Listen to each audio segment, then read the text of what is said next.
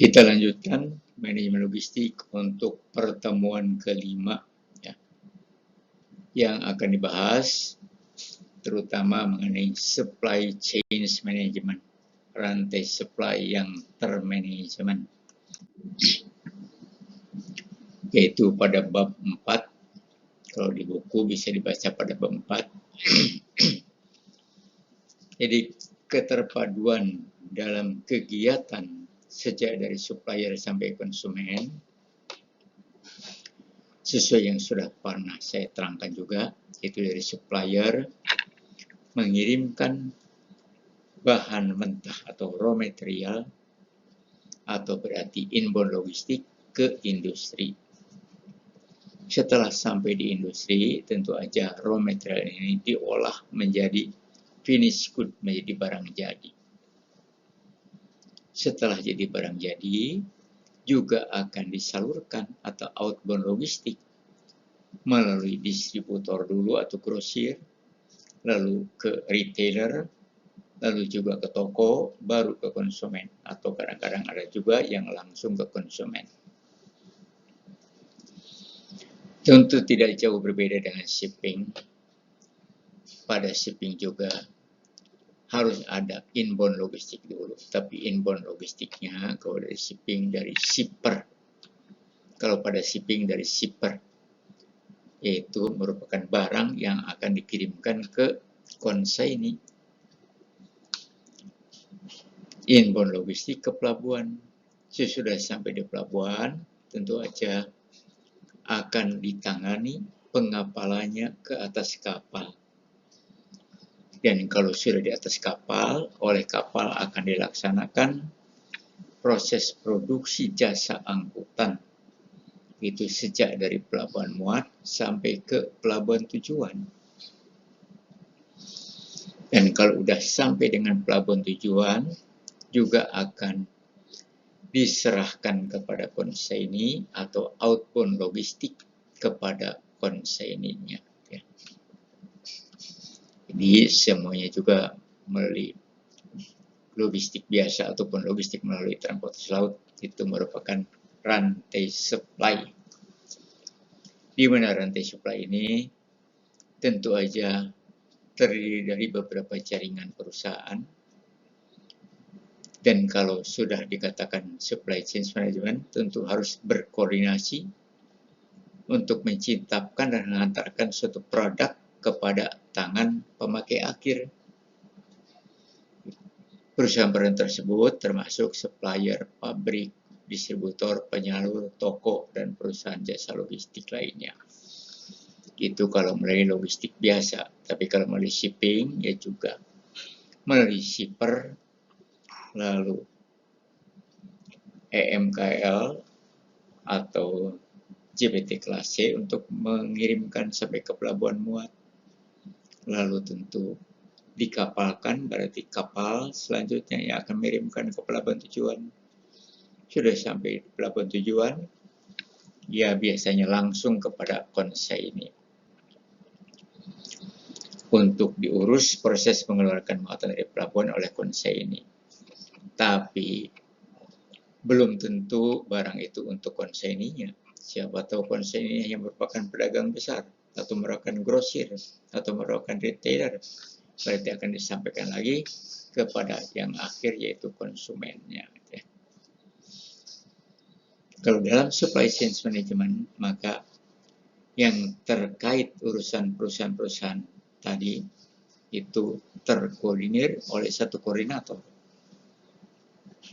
Berarti mereka mengadakan metode pendekatan secara integratif keterpaduan untuk mengelola aliran produk tadi. Tentu aja diperlukan juga informasi-informasi. Juga untuk pembiayaan diperlukan juga keuangan. Tapi tentu itu secara terintegrasi dari mulai hulu sampai ke hilir. Ya. Berarti kalau hanya untuk urusan logistik biasa melalui supplier, pabrik, jaringan distribusi maupun jasa logistik lainnya. Tapi kalau melalui shipping, ya berarti sejak dari shipper, shipping, lalu konsignee.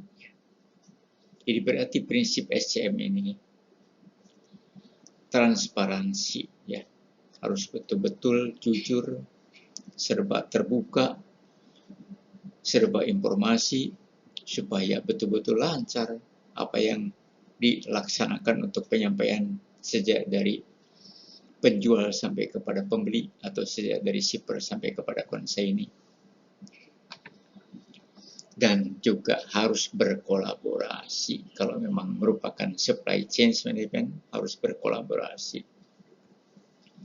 Artinya ada niat sama-sama mencari keuntungan. Tidak hanya memikirkan keuntungan sendiri berarti, tapi pihak-pihak yang terkait dalam kerjasama itu juga harus memperoleh keuntungan. Perkembangan sistem logistik atau melalui SCM tadi dapat diperlihatkan pada gambar berikut ini. Ya. Nah, jadi evolution of integrated logistik ini, di sini sengaja saya langsung aja memaparkan tentang integrated logistik melalui transportasi laut. Jadi berarti di pelabuhan muat ada EMKL atau JPT kelas C yang mengurus untuk memasukkan ke dalam pelabuhan. Lalu untuk menyampaikan dari pelabuhan muat ke pelabuhan tujuan, ya dilaksanakan oleh shipping, oleh kapal. Tentu aja sampai di pelabuhan tujuan, ya perlu dikeluarkan dari pelabuhan untuk disampaikan kepada konsaini. Itu juga ditangani oleh EMKL atau JPT kelas C. Ya. Tentu aja perkembangan ini dimulai pada tahun 40 sampai 60, tidak ada rasa kerjasama dari semua pihak terkait pun, ya, dari yang tadi saya sebutkan itu. Tapi pada tahun 1970, mereka mulai berpikir supaya lancar, supaya dapat memperoleh keuntungan, supaya ada kerjasama yang baik. Bagaimana deh kalau kita membentuk kesatuan kerjasama, yaitu yang dipimpin oleh EMKL. Ya. Dulu EMKL, tapi sekarang JPT kelas C. Ya. Demikian juga sama di pelabuhan tujuan juga. Untuk muatan impor, tentu sama harus ditangani secara kerjasama yang dipimpin oleh EMKL atau JPT kelas C juga. Nah, itu ternyata pada tahun 1980 dari pihak shipping pun ingin membentuk kerjasama atau terpadu dalam urusan pemuatan dan mengirimkan muatan sampai ke tujuan. Makanya di pelabuhan muat, perusahaan pelayarannya kerjasama tuh dengan PBM, bongkar muat. Juga kerjasama dengan pihak pelabuhan untuk mengatur supaya segera dapat keluar dari pelabuhan menuju ke pelabuhan tujuan. Di pelabuhan tujuan juga sama. Tentu shipping ini maunya bekerja sama dengan pihak-pihak lainnya yang terkait urusan bongkar muat terutama, supaya lancar bongkarnya, lancar penyampaian kepada konsaininya. Itu pada tahun 80. Ya. Tapi pada tahun 90, semuanya tadi EMKL, shipping, juga MKL di pelabuhan tujuan. Bagaimana kalau kita membentuk kerjasama semua aja sejak memasukkan dalam pelabuhan, dikapalkan, lalu kapal bawa ke tujuan, di tujuan juga, begitu juga kerjasama dengan proses mengeluarkan muatan dari pelabuhan sampai diserahin kepada konsaini. Semuanya setuju, ya, di pelabuhan muat maupun di pelabuhan tujuan, EMKL, atau JPT kelas C, PBM, shipping, dan pihak-pihak terkait lainnya senang sekali kalau membentuk kerjasama. Dinamakan supply chain management juga, rantai supply yang termanajemen. Jadi walaupun berkali-kali supply di bawah satu kepemimpinan, di bawah satu manajemen. Nah, itu sudah terbentuk pada tahun 90. Makin ke sini ya tentu makin berkembang urusan kerjasamanya, urusan pembiayaannya, dan pengoperasiannya, dan lain-lain.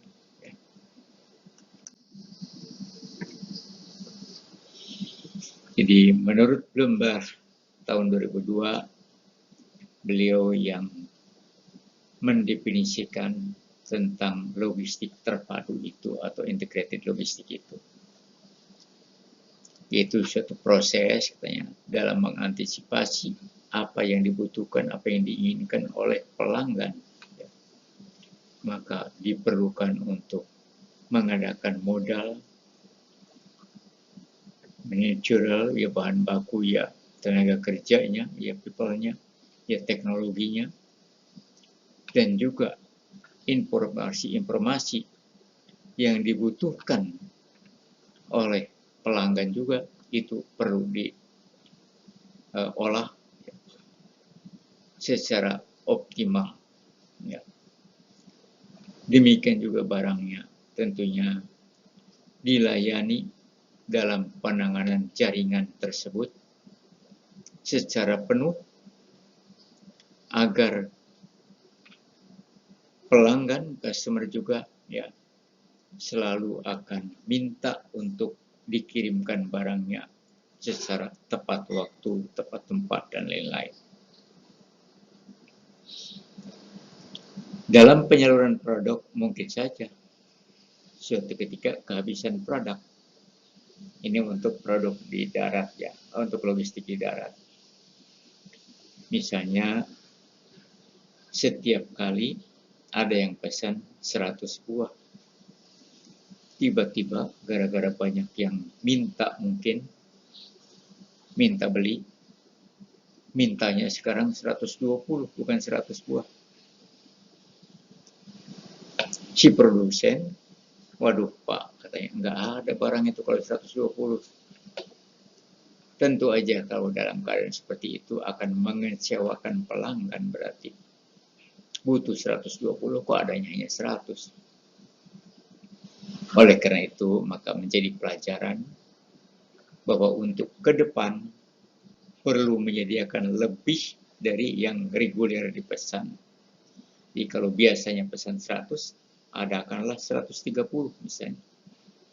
Makanya begitu pesan 120 bisa dilayani juga.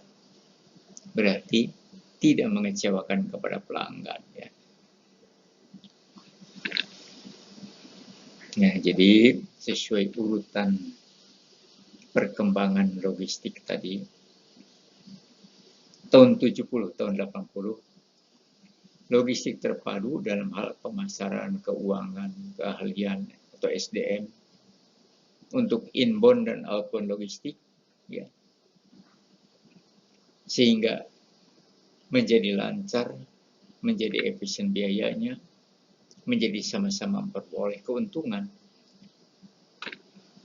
Lalu tahun 80 sampai tahun 90 juga terpadu dalam hal menangani produknya ya.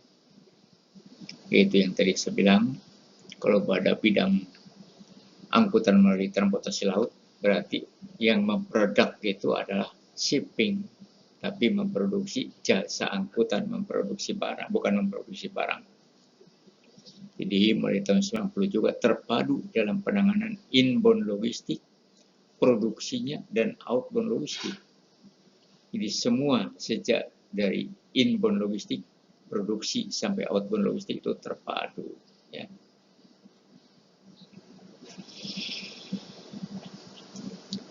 Nah, sebagai contoh lagi dapat dilihat pada gambar berikut tentang logistik terpadu. yaitu mengenai supply BBM. Ini juga sama, ada inbound logistik dulu, mensuplai crude oil atau minyak mentah ke pabrik BBM, misalnya di Balongan. Ya. Berarti di Balongan akan diproduksi dari crude oil menjadi BBM. Mungkin bisa bermacam-macam. Bisa Pertamax, bisa premium, bisa Pertalite, bisa solar, dan lain-lain. Dan kalau sudah diproduksi itu, ya tentu harus disalurkan kepada para pemakainya. Berarti harus outbound logistik kepada para pom bensin. Makanya ada pom bensin, di pom bensin itu ada Pertamax, ada Pertalite, ada premium, ada solar. Ya. Bahkan yang dekat dengan lapangan terbang juga aftur untuk kapal terbang, bahan bakar untuk kapal terbang. Ya. Nah itu coba bisa dibayangkan kalau mereka kerja sendiri-sendiri masing-masing. Berarti bisa aja minyak mentahnya lambat dikirim ke Balongan. Ya berarti berhenti bikin BBM-nya Balongan. Kalau berhenti, maka berhenti juga kepada para pom bensin. Atau sudah jadi BBM juga yang ngatur untuk mengirimkan ke masing-masing pom bensin. Ada yang lancar, ada juga yang lambat, ya. Bahkan ada yang mungkin seminggu nggak dikirim-kirim. Itu kalau kerja sendiri-sendiri, ya. Makanya karena urusan BBM dikoordinasikan oleh SKK Migas atau oleh Pertamina lah gitu. Karena di bawah satu kepemimpinan maka selalu memonitor ke masing-masing supplier, masing-masing produsen dan masing-masing SPB, ya, pom bensin. Semuanya itu dihubungi oleh koordinator itu. Tentu penugasan koordinator untuk ada beberapa orang secara giliran, nggak mungkin dia aja seorang itu ya, karena kan harus tidur juga seseorang itu. Tapi ada paling tidak yang mengkoordinir. Tanya ke Balongan, bagaimana Pak? Sisa crude oilnya masih ada? Wah Pak, tinggal 2 hari lagi. Oh kalau gitu harus segera supply ya. Makanya segera dia order kepada supplier untuk supply crude oil. Jadi berarti tidak sempat sampai habis. Berarti produksi terus Balongannya. Di Balongan juga tentu ditaruh orang-orang yang memang ahli bikin BBM. Ya. Ahli produsennya. Kalau sudah jadi BBM-nya, yang tadi bermacam-macam BBM-nya, juga tentu disalurkan ke masing-masing pom bensinnya. Diatur juga itu, jangan sampai ada yang lambat. Makanya setiap pom bensin perlu memberi informasi bila persediaannya tinggal sedikit.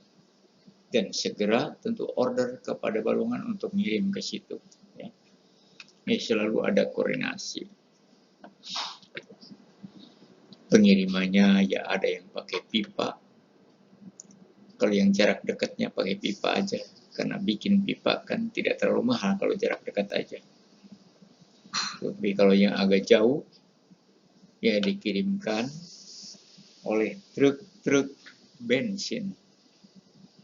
Ada yang kirim ke Majalengka, ke Garut, ke Tasik, ya, ke Bandung. Dan kalau yang jauh ke Tanjung Priuk, yang mungkin dikirim pakai kapal dulu. Kapal tanker. Begitu sampai Tanjung Priuk, akan diatur untuk mengirimkannya melalui truk-truk bensin ke Bogor, ke Sukabumi, ke Tanjung Priuk, ke Banten, dan lain-lain.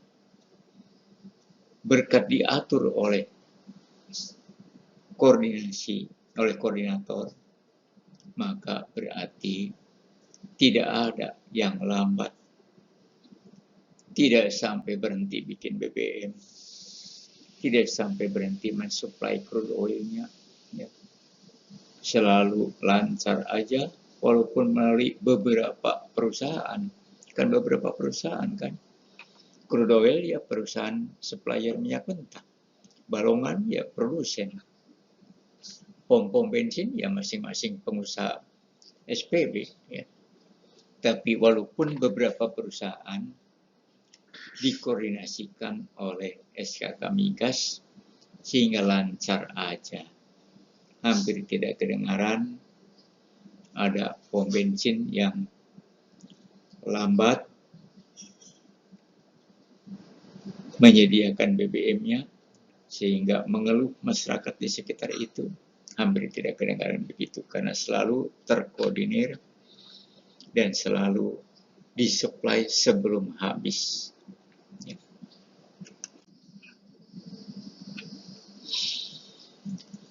Prosedur keterpaduan itu tentu tidak hanya unsur bensinnya atau barangnya doang, ya, tetapi harus terpadu urusan marketing, artinya memasarkan barang supaya laku terjual. Kalau pada shipping ya berarti memasarkan untuk para shipper konsignee supaya mau mengapalkan muatan. Keuangan ya tentu aja dalam koordinator itu harus ada arus uangnya karena butuh biaya di sana sini, ya.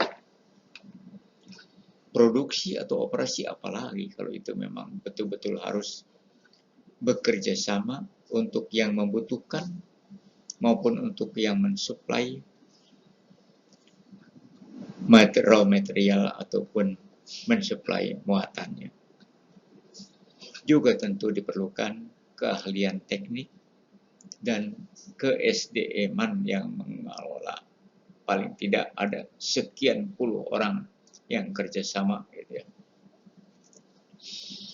Dan kerjasama ini yaitu untuk mengatur sistem logistik terpadu agar sejak dari pemasok, masuk inbound logistik, lalu diproduksi, lalu outbound logistik, dan akhirnya ke konsumen, itu semuanya agar lancar dan efisien dan efektif tentunya, ya.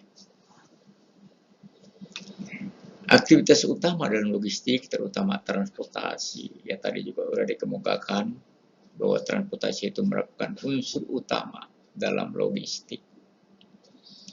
Struktur fasilitas ya tentu aja harus ada fasilitas-fasilitas tertentu, apalagi pada produksi. Pada transportasi aja ya harus ada fasilitas tertentu. Naik truk atau naik kereta api atau naik kapal, itu kan fasilitasnya. Persediaan. Dan kalau mensuplai barang harus mempunyai persediaan juga, ya. Jangan sampai nanti ada yang minta barang lebih dari yang biasanya, jangan sampai tidak bisa disuplai. Material handling ya tentu aja harus selalu mengadakan handling terhadap material-material sehingga barangnya tidak rusak. Dan kalau berkomunikasi dan informasi ya pasti namanya juga hubungan antar pelaksana, ya tentu aja harus ada komunikasi, harus ada informasi, ya. Jadi yang sangat diperlukan dalam aktivitas utama itu perihal waktu tunggu, ya. Jangan sampai artinya melebihi dari waktu yang dijanjikan. Melebihi sedikit ya mungkin, kalau 1% aja.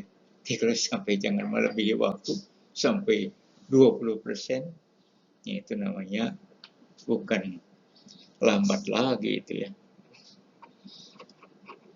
Juga dalam hal kapasitas itu juga sangat diperlukan, yaitu tadi saya bilang kalau pesan 10 ya 10 lah yang dikirim. Pengantaran itu justru sangat diperlukan yang namanya logistik itu. Inbound logistik aja antar berarti, outbound logistik antar juga. Ya. Apalagi kalau produksinya melalui shipping antar dari pelabuhan buat ke pelabuhan tujuan. Nah itulah fungsi-fungsi dan fasilitas-fasilitas yang terkait urusan logistik terpadu. Ya. Berarti dalam kegiatan logistik yang terpadu ini, ya, harus bekerja sama semua nih. Pertama marketing artinya yang memasarkan, siapa yang mau beli barangnya, banyak atau tidaknya, atau kalau pada shipping berarti siapa yang mau memuat muatan ke atas kapal.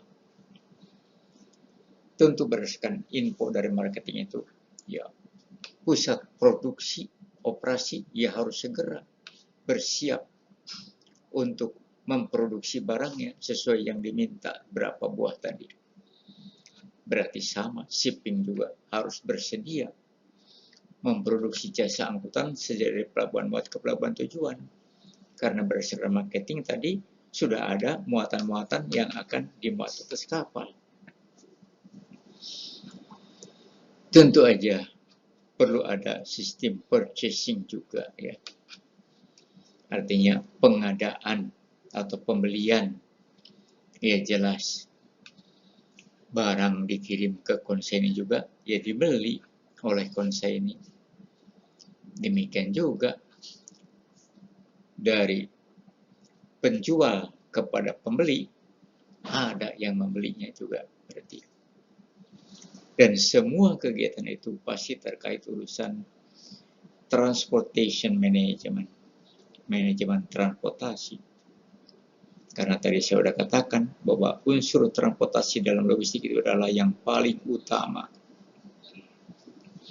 Dan kalau memang banyak yang pesannya, tentu harus dilaksanakan juga physical distribution, ya. Pendistribusian kepada masing-masing konsaininya atau masing-masing pembelinya, konsumennya. Ya. Nah ini saya ambil gambar ini dari STMT Trisakti atau ITL Trisakti, karena kebetulan saya juga pengajar di Trisakti, sedangkan di Trisakti itu ada satu jurusan khusus manajemen logistik. Ya. Berarti ilmunya banyak benar yang diajarkan pada jurusan manajemen logistik ini. Karena belajarnya juga 4-5 tahun baru lulus S1 manajemen logistik. Tapi kalau pada ANT 1 dan ANT 1 ini hanya 28 jam atau 24 jam, makanya saya juga hanya mengambil garis besarnya gitu ya.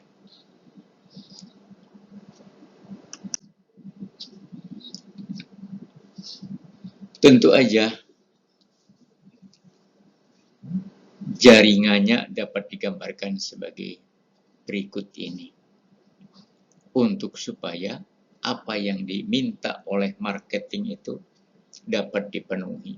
Kan marketing mula-mula yang mencari order siapa yang mau beli barang, atau kalau pada shipping berarti siapa yang mau mengapalkan muatan. Nah, untuk memenuhi yang diinginkan oleh marketing ini, maka supplier akan mensuplai barang dulu untuk digudangkan di tempat manufacturing, di tempat pabrik ya. Iyalah, seperti yang saya kemukakan juga, karet mentah disuplai ke pabrik ban mobil, ya tentu digudangkan dulu. Sesudah pabriknya mulai memproduksi, diambil tentunya dari gudang itu, karet mentah tadi diolah menjadi barang jadi atau menjadi ban mobil. Dan kalau sudah jadi barang jadi atau menjadi ban mobil, belum tahu siapa yang pesan-pesan ini, maka digudangkan dulu, warehousing dulu.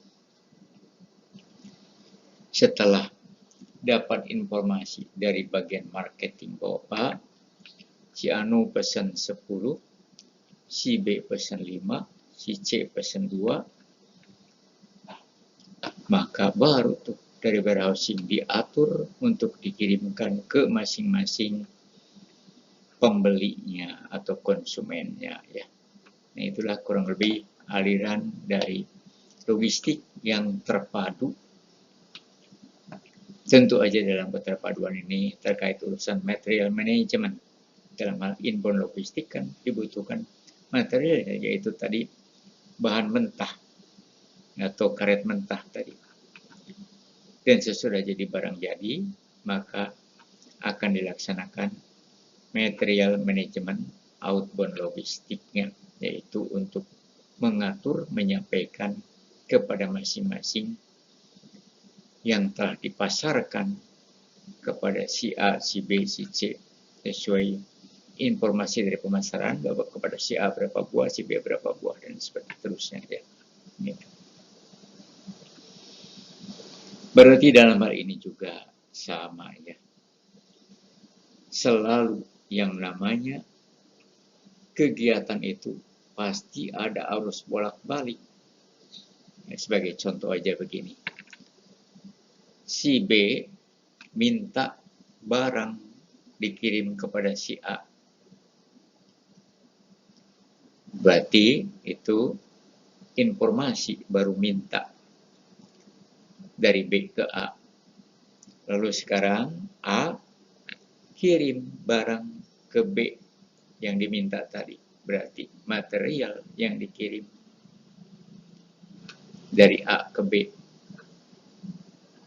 Tentu setelah dikirim juga A juga harus informasi bahwa Pak, saya sudah kirim barangnya ya.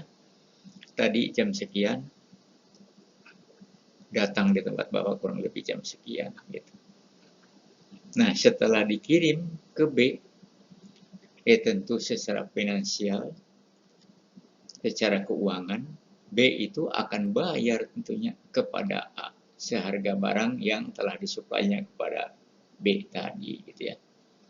Jadi berarti dalam hal finansial atau keuangan, dalam hal material atau barangnya, dalam hal informasi atau permintaan, itu selalu ada urusan bolak-balik, namanya proses logistik ini gitu ya. Yaitu tadi contohnya tadi oleh saya ya, antara A dan B.